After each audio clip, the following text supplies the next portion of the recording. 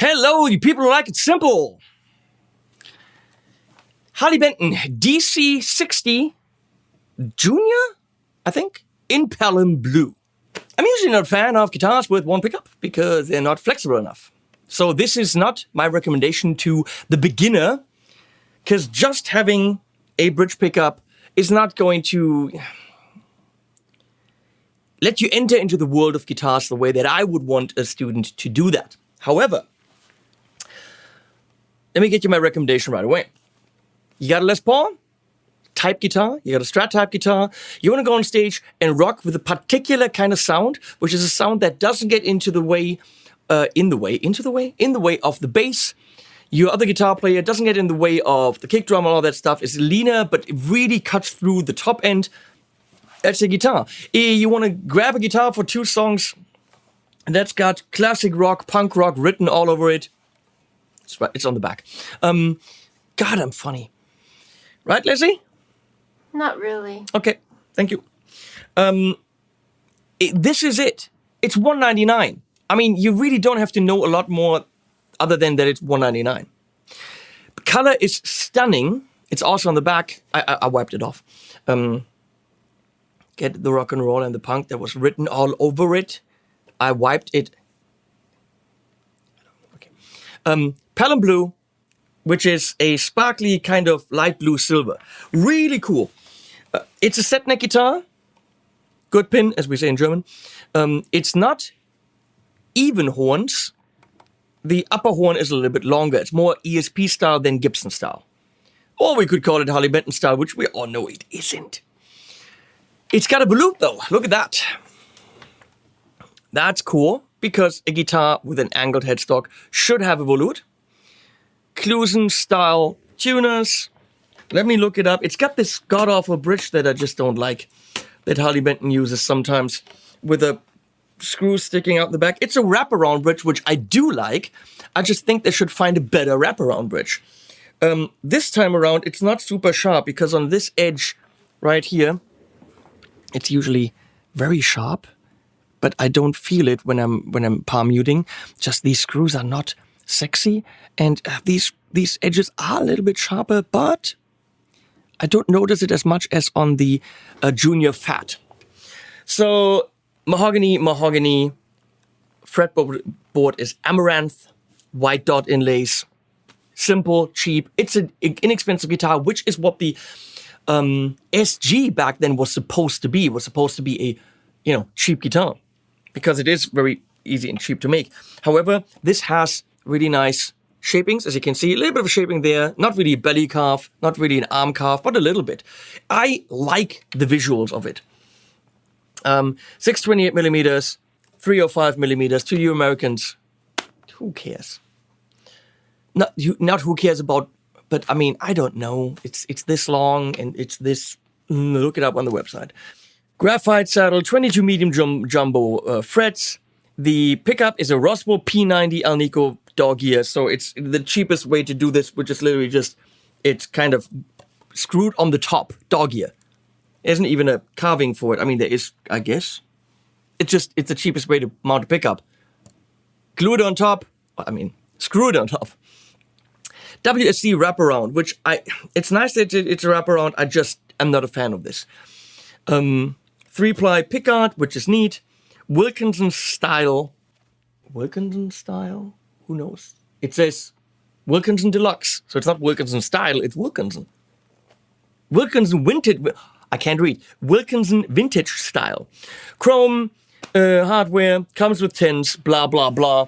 Now, Phil X is a big proponent of the one pickup guitar, because he says then there's no other pickup with its magnetic field to pull on the strings, and it's the sound that he wants. For me, it is limiting, especially in this combination. Also, I really hate when you plug the guitar in on top. I get that it's a little bit cheaper to do, because you've got one cavity cover, which is sunk in, by the way. Nice. Sterling should learn from that. Volume tone, but it's not my thing. It's probably more rock and roll, and I'm not rock and roll enough. Hamster King. So, we're gonna go into the Tone King, Sky King, and this is gonna be a quick video, because not a lot of sounds. One pickup, here we go, everything up. Into a 412 creamback loaded cab in the aux.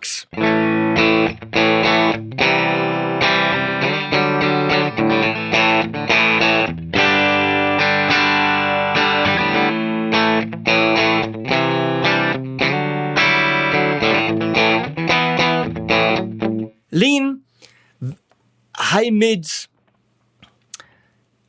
It'll cut through in the mix. It's not very pleasant, but it will be in the mix. I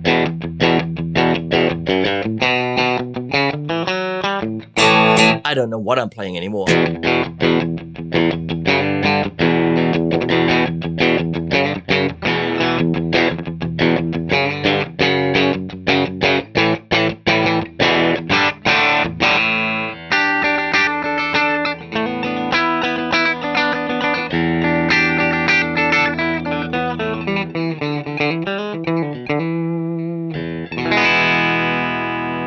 As I said, very lean. Nice that they closed the gaps on the side of the fretboard. Little black things. Fretboard markers here, side dots are very easy to see.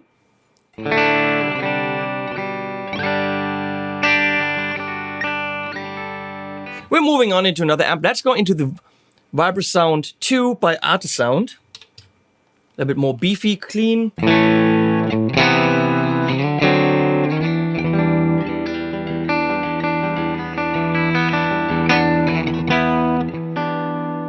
Can we get a little bit more jazzy out of this?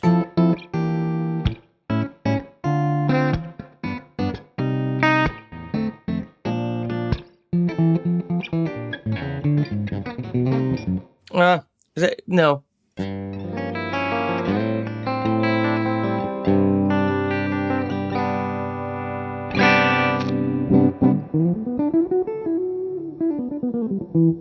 No. Okay, let's take a 199 guitar into a 4,000 euro Soldano, because we can. Ooh, that is very, very bitey.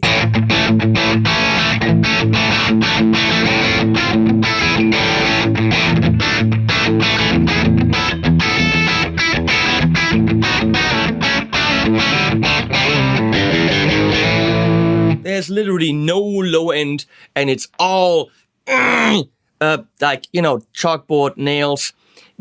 With the right amp, this can be fantastic, but you have to know that your combination of guitar and amp works, because otherwise it could just be too much. That's not very pleasant.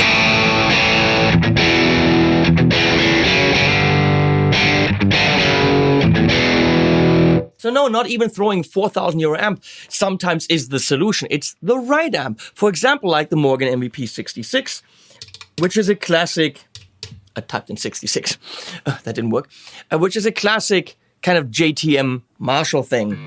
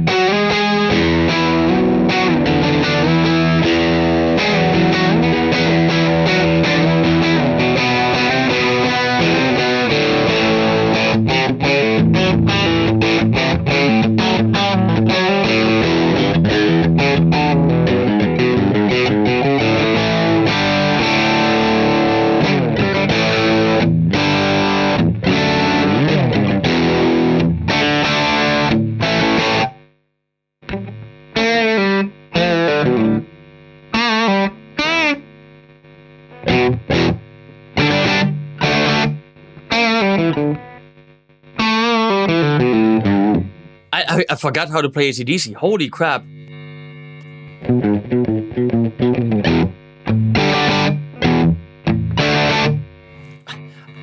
Any AC/DC song literally right now escapes me.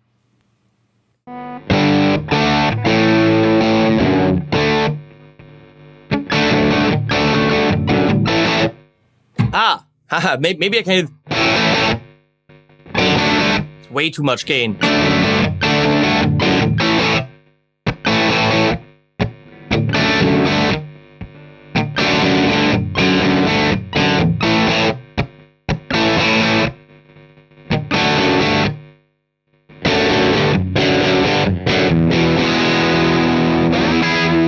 You need way less gain for that. But that's a kick-ass combination. Of course, you're not going to pay €2,000 amp with this, but that's the kind of sound you're looking for. But let's go into an amp that might be more in this price range, which is the Marshall MVP...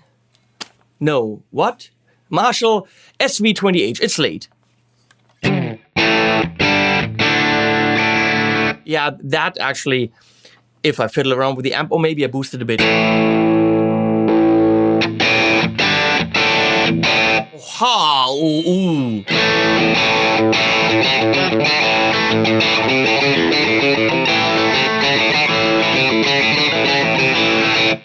You see what I mean? No. Let's fix the amp.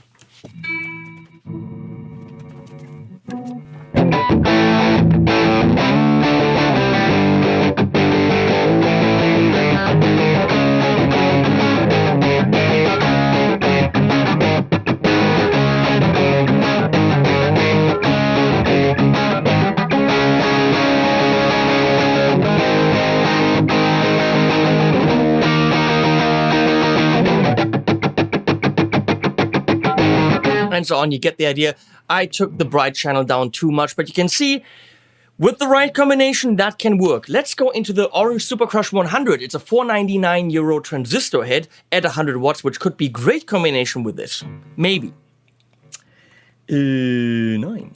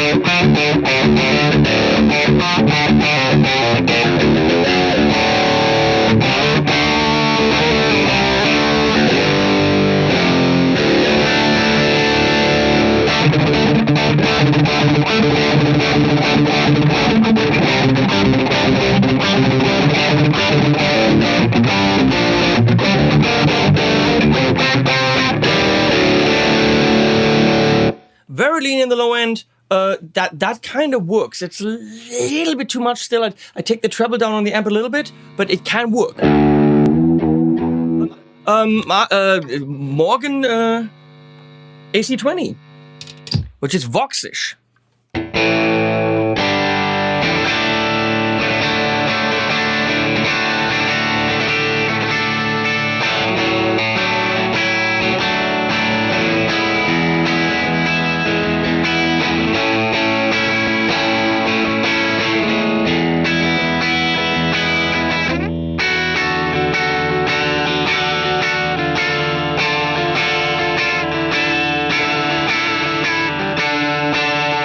I don't know what I'm playing anymore. Yeah, that works. It's missing a little bit of the oomph in the low end, which we're getting back if we go to the Marshall JCM800, which is, of course, rock and roll history.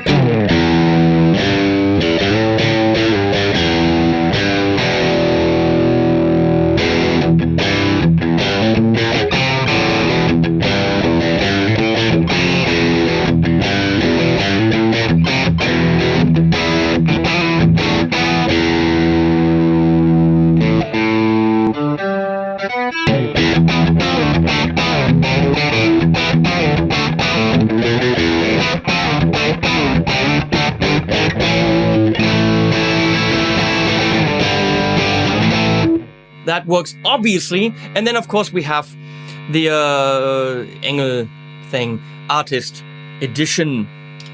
Why am I saying of course? I don't know. It's there.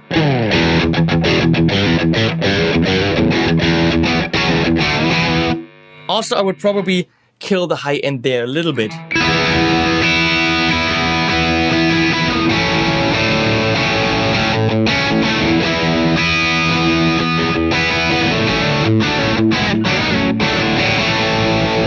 Okay, enough. So what's the deal? This is a thinner guitar. It has less oomph than a single cut would have, which are considerably thicker, more meat, more potatoes, more gravy. I don't know. And then you've got a P90 in the back by itself. That's asking for a lot of fingernails on a chalkboard. It's super compatible with some sounds, but you have to know that you need the right combination. Don't just plug this into your amp and kill your bandmates. With the right amp and carefully tuning the top end, this 199 really beautiful silver sparkle blue Pelham thing is a really cool instrument.